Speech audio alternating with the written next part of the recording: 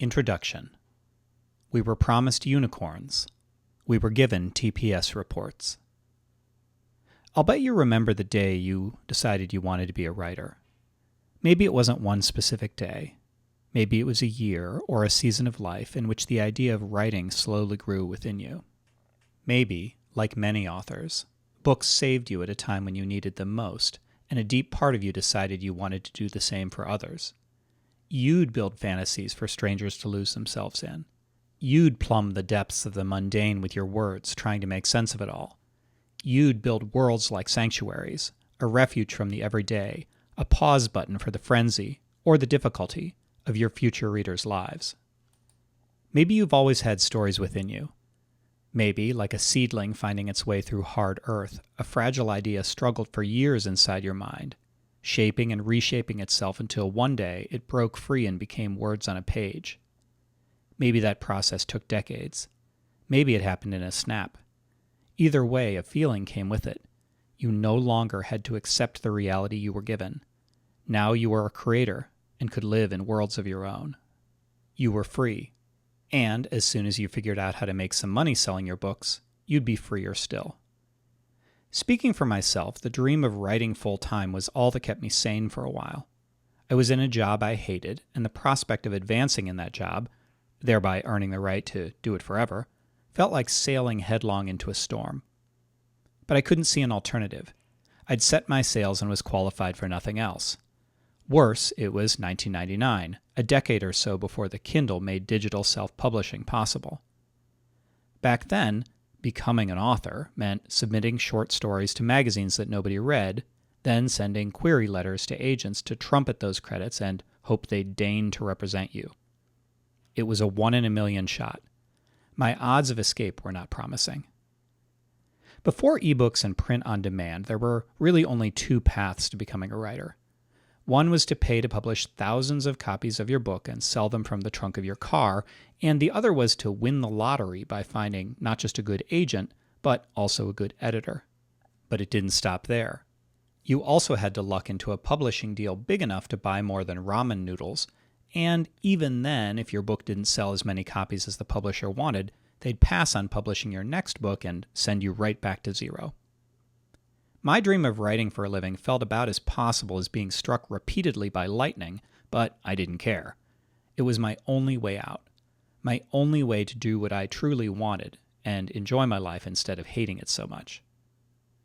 If you've been at this a while, maybe you can relate. If you're brand new, be glad the world has changed, because it did change. After ebooks and print on demand became a thing, the draconian trad scene was no longer the only way to get published. Technology had given us new formats, and the internet had given us a voice. Writers didn't need permission anymore. Now we could reach readers directly and deliver our books through sites like Amazon. The sun came out. Bunnies hopped through beautiful meadows. Unicorns blessed us all with the fertile magic of unlimited possibility, and writers' dreams came true the world over.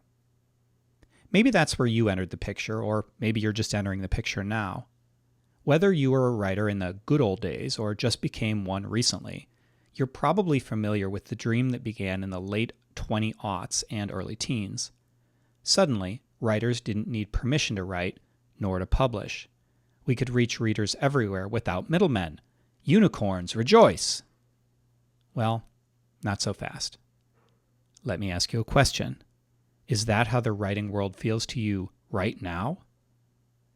If this is the first book about indie publishing that you've read, maybe it does still feel that way.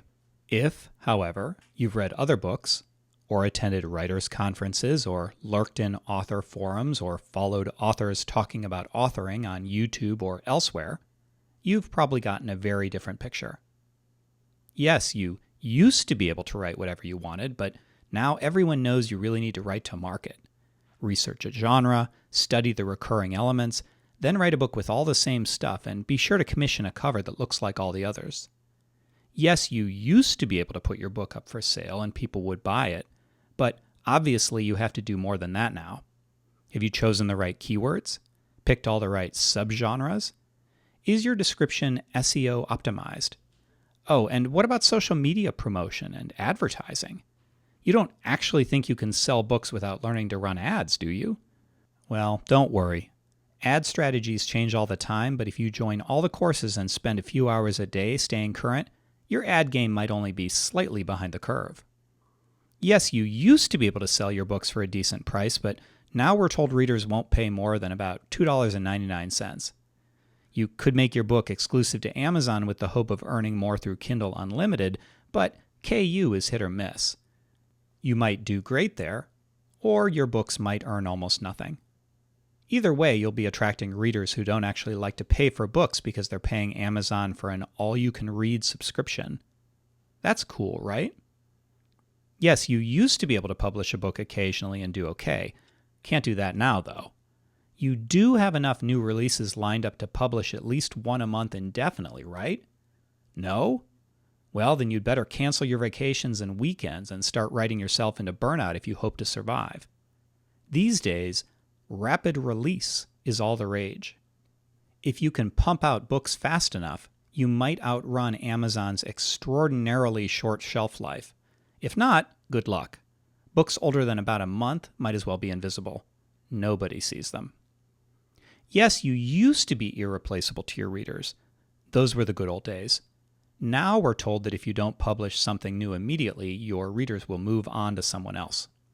They probably won't remember your name anyway, seeing as you were just one more snack in their never-ending book buffet. Oh, and don't forget about AI. Some folks who've really dialed into writing with AI can produce a few new books a week. I guess you're pretty replaceable after all. Doesn't feel like unicorns anymore, does it? These days, with so many indie writers praying at the temple of so-called rapid release publishing, it starts to feel like there are only two options for authors, be they established or newbies. Choice number one is to join the rat race and publish commoditized, written-to-market, coloring within the lines fiction at a rate of one book every 2 to 4 weeks if you want a chance of success. Choice number two is to write whatever you want, however you want, but sell almost nothing. I was one of the early voices in digital self-publishing, one of those excited souls who, starting in 2011, publicly sang this industry's praises.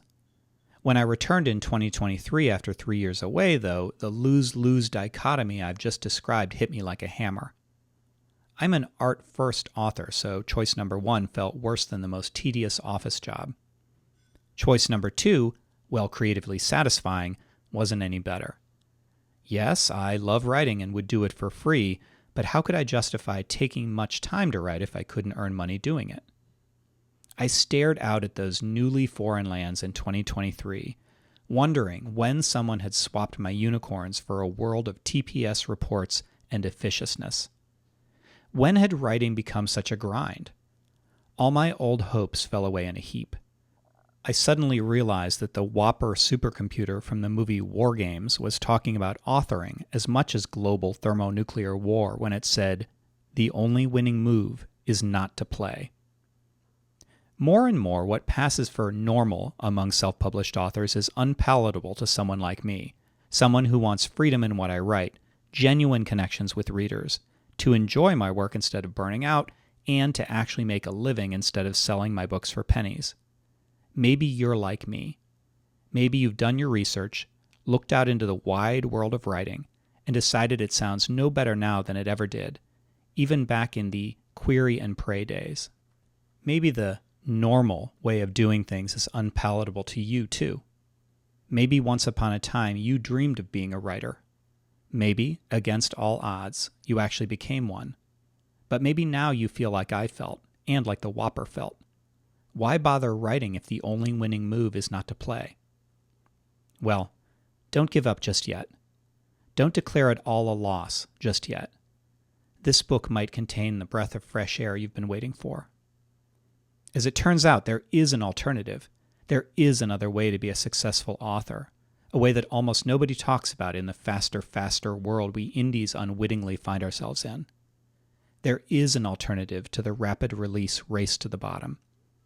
There is a way to write what you want, charge what's fair, court loyal fans who love you, and build a writing life in which you can start every day with the rainbow-loving unicorn joy you were promised. You don't have to obey the rules that everyone else follows. You don't have to rush. You don't have to sell your heartfelt stories for pennies on the dollar. And you don't have to worry if you dare to live your life instead of working 24/7, that you'll be left behind and forgotten.